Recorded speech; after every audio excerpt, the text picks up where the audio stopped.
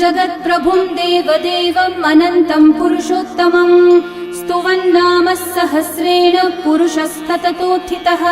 तमेव चार्चयन् नित्यं भक्त्या पुरुषम् अव्ययम् ध्यायन् स्तुवन्नमस्यं च यजमानस्तमेव च अनादिनिधनं विष्णुं सर्वलोकमहेश्वरम् लोकाध्यक्षं स्तुवन्नित्यं सर्वदुःखातिगो भवेत् ब्रह्मण्यं सर्वधर्मज्ञं लोकानां कीर्तिवर्धनम् लोकनाथं महद्भूतं सर्वभूतभवोद्भवम् एष मे सर्वधर्माणां धर्मोऽधिकतमो मतः यद्भक्त्या पुण्डरीकाक्षं स्तवैरर्चैर्नरः सदा परमं यो महत्तेजः परमं यो महत्तपः परमं यो महद्ब्रह्म परमं यः परायणम् पवित्राणां पवित्रं यो